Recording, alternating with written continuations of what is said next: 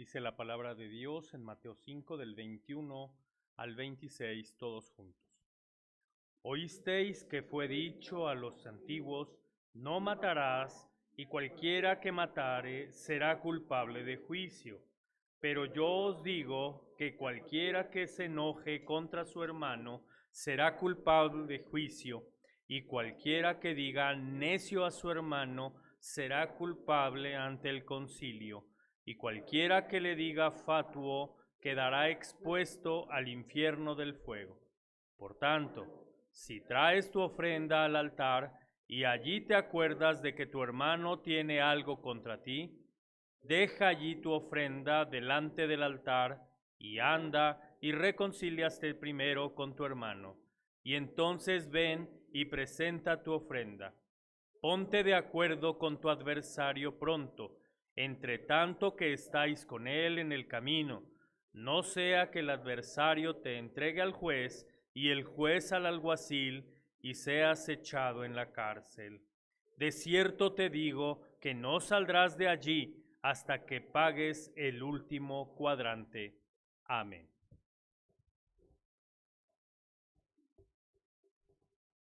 Pueden tomar sus lugares, por favor, amados hermanos y hermanas.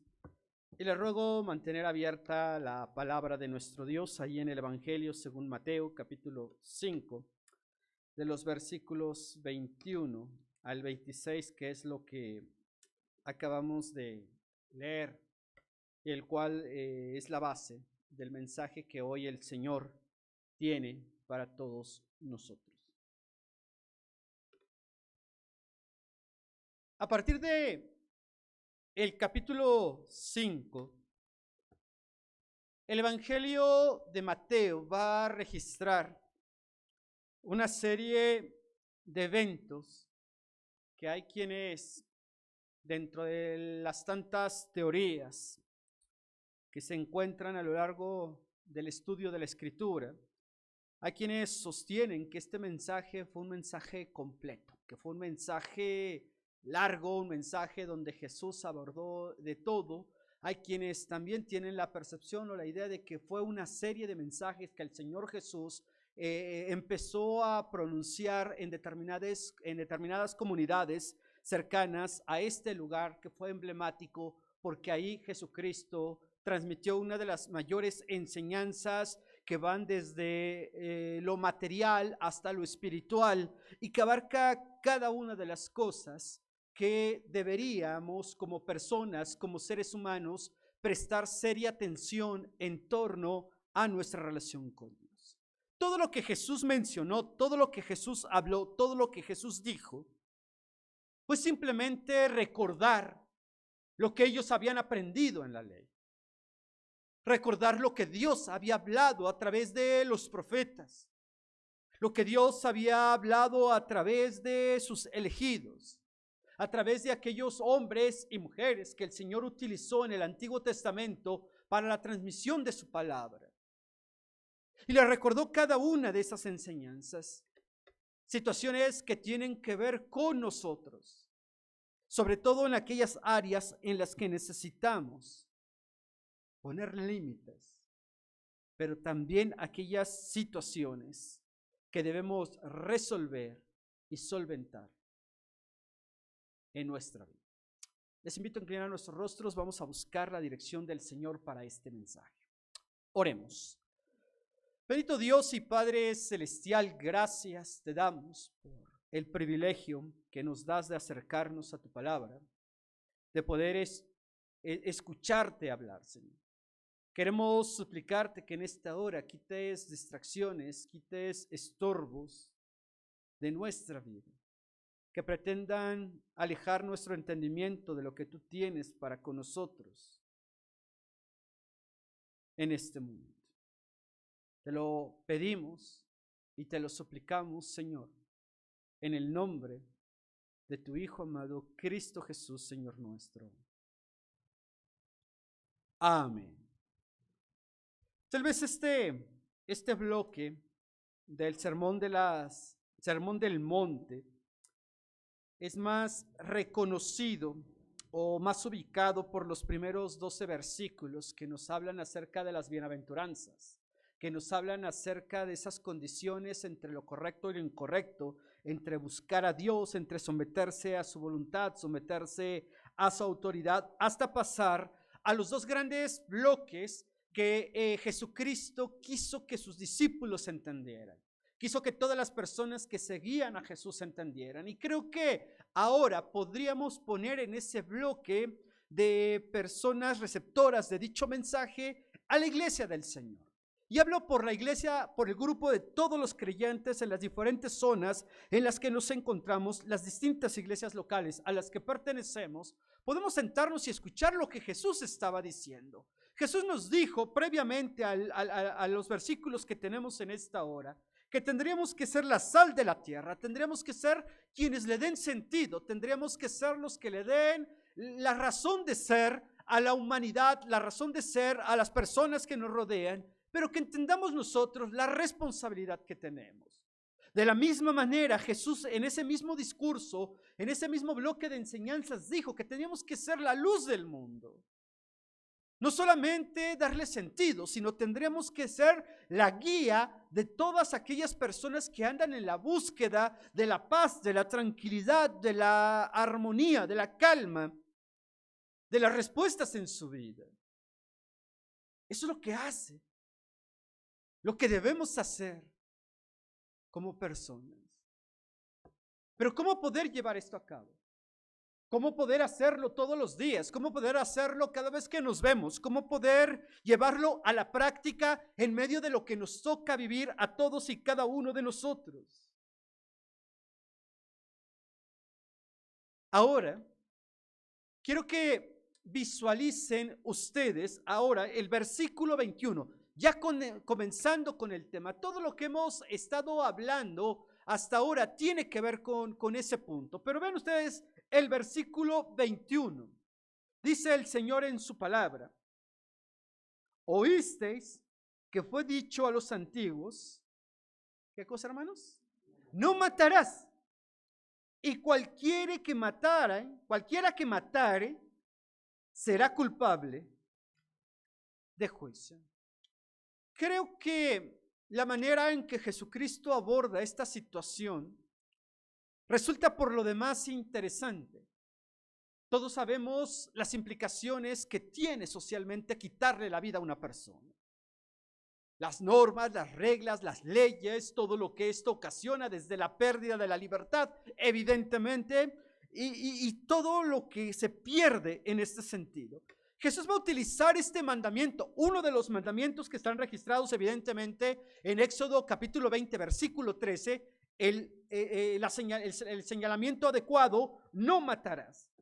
Y que también va a encontrar su eco en Deuteronomio 5, 17 más adelante. Hay algo que nuestro Dios quiso transmitirnos también a nosotros en virtud de lo que podemos entender en torno a su palabra. Jesús dijo que si conociéramos la verdad, ¿qué haría con nosotros, hermanos? Nos haría libres. Nuestro Dios está diciendo: si conoces la verdad te va a hacer libre. Y es curioso porque el judío promedio, los discípulos que estaban alrededor de Jesús, tratando de encontrar esta enseñanza, tratando de encontrarle sentido a lo que él estaba diciendo, apelaban a vivir en libertad. Eran oprimidos por el pueblo romano, fueron oprimidos por cuanta cultura se les atravesó en el camino. Pero aún así ellos seguían creyendo y conservando la idea de que eran verdaderamente libres. Y Jesús habla y empieza a transmitir esta serie de enseñanzas, y un primer mandamiento que va a poner en la mesa para discutirlo con sus discípulos fue justamente: no matarás. Ahora vean el versículo 22, que es lo que realmente Jesús va a pretender enseñarnos sobre las cosas a las que debemos tener cuidado y a las que debemos tomar la debida atención y precaución para que no sean parte, bajo ninguna circunstancia, de mi interior, de mi corazón, de mi pensamiento. Pero yo os digo, versículo 22, que cualquiera Vean bien lo que dice allí, hermanos. Que cualquiera que se enoje contra su hermano, ¿será qué? Culpable de juicio. Y cualquiera que diga necio a su hermano, será culpable ante el concilio. Y cualquiera que le diga fatuo, quedará expuesto al infierno de fuego. Vaya relación que Mateo registra en relación a este mandamiento. No se olviden, él comenzó a señalar, no matarás. Esa era la indicación en el Antiguo Testamento y era la indicación para el pueblo del Señor, que debían tener mucho cuidado en no privar de la vida a una persona, un ser humano. Y la mayoría entendió que eso era normal, y la mayoría entendió que eso no formaba parte de la naturaleza de quien seguía a Dios, pero empezaron a adoptarse una serie de circunstancias que fueron dañando, que fueron esclavizando el corazón del ser humano, el corazón de las personas, el corazón de la iglesia, el corazón del pueblo del Señor. Por ello enfatiza en el versículo 22, pero yo les digo, en relación a lo mismo, que cualquiera que se enoje contra su hermano será culpable de juicio. Y no, el Señor en esta parte, Jesús no estaba sugiriendo en este momento que todos deberíamos llevarnos perfectamente, que todos deberíamos siempre tratarnos con amor, con alegría, con gozo, con entusiasmo. No estaba diciendo eso. Hay un asunto que incluso nuestro Dios trata con su pueblo desde tiempo atrás, evidentemente en el libro de Proverbios, que habla mucho acerca de estas características, pero particularmente Proverbios 15:1. Va a hablar acerca de lo que pasa en nuestra vida cuando no controlamos nuestros sentimientos, cuando no controlamos nuestras emociones, cuando no controlamos nuestra pasión por hacer, por defender o por creer algo. Basta con que hoy en día toquemos un tema de política, toquemos un tema incluso hasta de deportes, toquemos un tema respecto a valores cívicos, respecto a activismos ecológicos, políticos, sociales y demás, para causar un gran enojo entre los propios cristianos. Porque radicalizamos nuestro punto de vista. Porque siempre cada uno va a tener argumentos a favor de defender la postura. Y Jesús estaba diciendo, tengan cuidado. No está hablando de una utopía donde todo el mundo es sonriente y feliz. Está hablando de un mundo en el que vivimos nosotros. Jesús los conocía. ¿Por qué creen que asemeja esto al mandamiento, a la prohibición de no matarás? No es que no tuviera una conexión, sino que una circunstancia nos lleva a la otra. Y él dice, y cualquiera que se enoje, y del enojo pasa al insulto, y del insulto pasa a la maldición. Para aquellos que se pregunten qué significa fatuo, imaginen el peor insulto que puedan desearle a un ser humano, no para ofenderlo, sino literalmente para destruir su autoestima, para destruir su vida, para destruir todo lo que pueda representar esa persona. Todo ello se va a encerrar en la palabra fatuo. Cuando estamos enojados, cuando estamos molestos, solemos decir muchas cosas. Por eso en algún momento también incluso hemos comentado y hemos hablado en el peor momento para tomar decisiones o para decir algo es cuando estés enojado. Porque hay cosas que vas a decir, las vas a lamentar, sí, pero lo que dijiste ya causó un daño y en algunos casos es irreversible. Por ello Jesús dijo, tengan mucho cuidado con lo que hablan ustedes. Visualicen, Jesús lo parafraseo en este sentido. Visualicen qué vale la pena para ti para enojarte con tu hermano en la fe y dejarle de hablar por meses. Es más, hasta cambiarte de iglesia por no verle la cara. ¿Qué vale la pena? Cuando Jesús dio su vida por ti, por mí, por el hermano que te ofendió.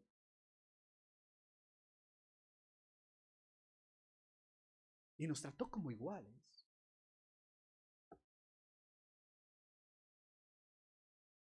Incluso Jesús toca el tema acerca de este siervo injusto, el cual tenía una deuda enorme con su señor, y porque el otro le debía una cantidad menor, se peleó, lo golpeó y lo encarceló porque era injusto que no le pagara. Porque era injusto que lo tratara de esa manera. Porque era injusto que lo señalara. Y podemos atribuir o complementar esas líneas que quedan en el espacio como nosotros lo querramos o como mejor nos podamos sentir. Pero también fíjense que continúa y dice: cualquiera que le diga necio. Y la palabra necio no es el mismo sentido que nosotros la utilizamos. El contexto de necio en México particularmente es una persona que no entiende. Y a lo mejor socialmente, no, iba a sonar raro, mejor no lo digo. A lo mejor socialmente lo ven bien los demás. Culturalmente lo ven bien los demás. Pero de pronto el cristiano, el que cree en Dios, el que conoce a Dios, el que tiene una relación con Dios, empezar a llamar a necio a todo mundo porque simple y sencillamente no hace lo que crees que es correcto, es una grave ofensa a nuestro Dios, no solamente al hermano. Por eso enfatiza: y aquel que llame necio a su hermano será culpable ante el concilio. ¿Ante qué concilio se estaba refiriendo Jesús? En su época era a las sinagogas. Hoy en día lo podríamos traspasar a los consistorios, las iglesias locales. Y finalmente, dentro de esa escala, por último menciona: y cualquiera que le diga fatu quedará expuesto al infierno de fuego. Imagínense de pronto que estás enojado o enojada con algo, con alguien, y de pronto dices: ojalá y te vayas al infierno. Son expresiones que de pronto decimos salen fruto del enojo. Pero, créanme, Jesús está diciendo: eso nunca, nunca tendría que salir de un corazón regenerado, de un corazón que ha sido tocado por el Señor. ¿Te puedes enojar? Sí, bastante, por supuesto. El Señor también nos aclara: no se ponga el sol sobre vuestro enojo.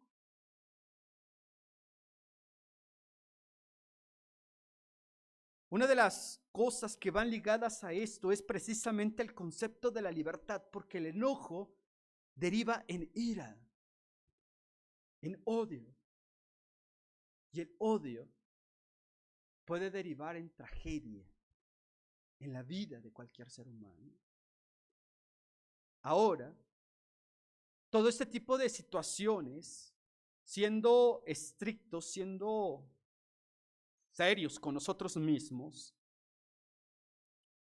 como hijos e hijas de Dios, nadie, absolutamente nadie está exento de esto.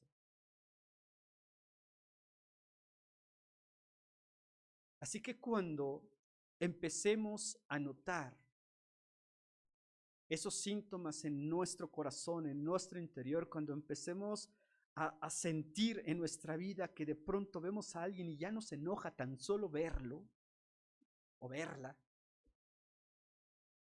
y hay algo que está muy mal en nuestra vida, Y debemos tener mucho cuidado. Ven ustedes ahora, acompáñenme a leerlo por favor, versículo 23. Estamos en Mateo 5, ahora vamos al versículo 23, que es lo que le da el título a nuestro mensaje. Le tenemos que poner remedio a esa situación. Lean conmigo, por favor, versículo 23.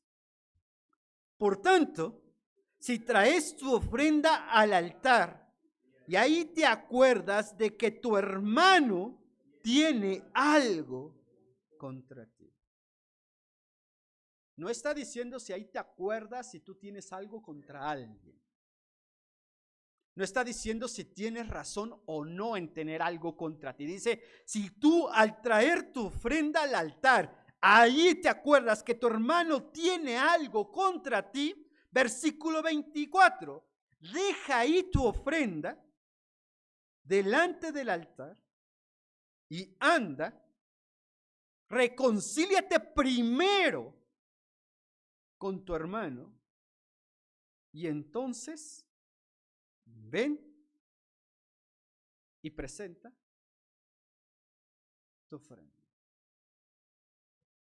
¿Cuántos consideramos que esto sea sencillo de hacer?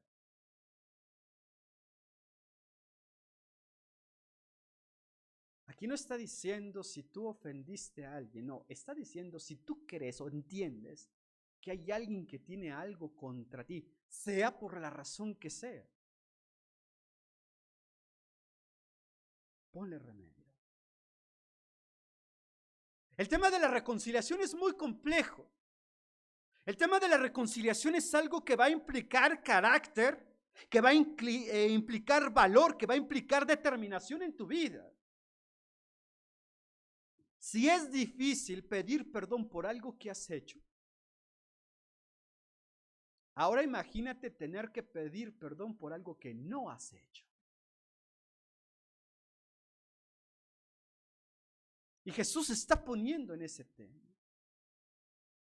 Sí, todo sigue desligándose del mandamiento, no matarás. Estamos hablando de lo mismo. Estamos hablando de no quitar la vida. Y cuando nosotros permitimos, cuando una iglesia se permite que el rencor, que el enojo, que la ira empiece a ser frecuente, difícilmente esa adoración es aceptable y agradable delante de Dios. La palabra reconciliación también implica tomar la iniciativa. Dirás en algún momento, si bueno, el hermano me hizo algo, la hermana me hizo algo, yo voy y lo arreglo, y no quiere, ¿qué hago?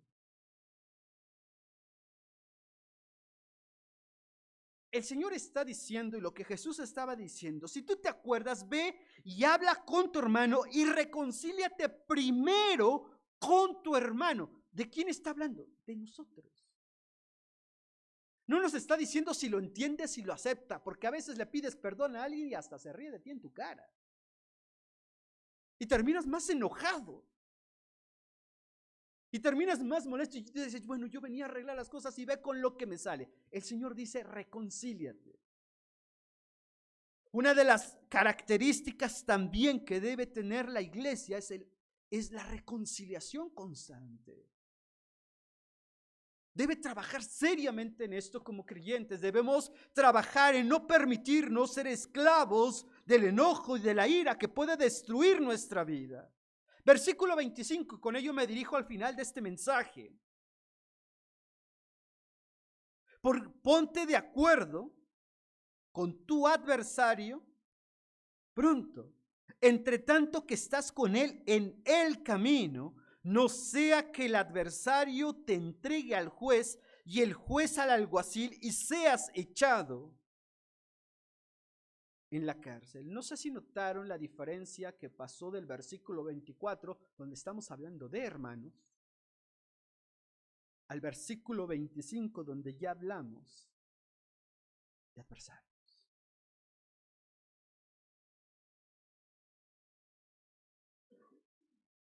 Porque en algún punto Y en algún momento todo esto va siendo una escalada de emociones y desencuentros en nuestro propio interior. Piensa en lo que puede llegar a ocasionar que consideres a alguien como no cristiano. Que puedas decir, no, pues ese mi hermano es, mi hermana es, y cómo hace esto, y cómo se comporta de esta manera, cómo habla de esta manera, y todavía se atreve a juzgarme. La reconciliación es importante.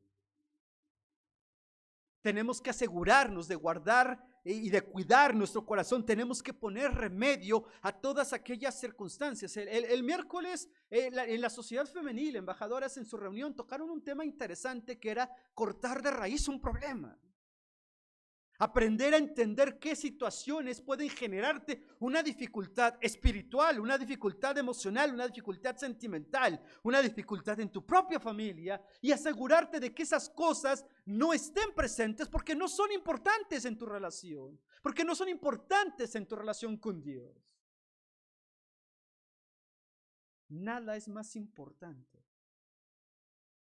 que estar en paz con Dios y estar en paz con tu prójimo. Nada es más importante, ni siquiera la razón. Porque en virtud de tener la razón, en virtud de sentirnos ofendidos, se han desatado las principales guerras y las situaciones más atroces en la humanidad. Por el hecho de que alguien en algún momento nos ofendió y porque alguien en algún momento se hizo el ofendido. Versículo 26. De cierto te digo que no saldrás de ahí hasta que pagues el último cuadrante. Nuestro Dios quiere, amados hermanos, que tomemos las precauciones necesarias en nuestra vida para no perder la alegría de saber que somos hijos de Dios, para no perder la alegría de saber que podemos reunirnos en un solo punto. Que la iglesia no es un lugar, que la iglesia es nuestra familia. Y que podemos no pensar igual, podemos no sentir igual, podemos no reaccionar igual. Pero si Cristo nos ha perdonado y nos ha aceptado como somos, ¿por qué no seguir su ejemplo? Y tener mucho cuidado con lo que hacemos, pero aún más con lo que dejamos de hacer. Tenemos que ponerle remedio a eso. No podemos ser una iglesia fluctuante. No podemos ser una iglesia inmadura. Y no hablo de la casa de la familia, hablo de todos los lugares en donde se congrega un creyente. Y la mejor forma de poner remedio es afianzando tu corazón, primero con la palabra de Dios. Segundo, entender que esa palabra te va a llevar siempre a tomar la iniciativa, a buscar la reconciliación, hayas o no hayas sido el responsable. Oremos. Bendito Dios y Padre Celestial, gracias por tu perdón. Gracias, Padre, porque eres santo, Señor. Y has determinado, y has exigido y demandado que tu iglesia actúe y viva en santidad. Que tengamos cuidado en nuestras relaciones, que tengamos cuidado en el trato con el prójimo, que tengamos cuidado en la forma en que hablamos y les hablamos a los demás. Porque nos has llamado a reconciliarnos siempre. Porque nos has llamado a que nosotros dejemos todo en tus manos. Confiemos en ti. Y tú, Señor, concederás las peticiones de nuestro corazón conforme a tu voluntad.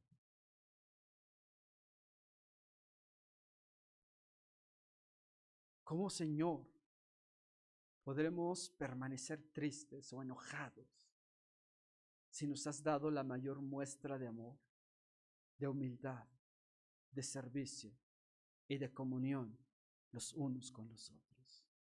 En Cristo Jesús agradecemos tu palabra. Amén. Que el Señor les bendiga, hermanos.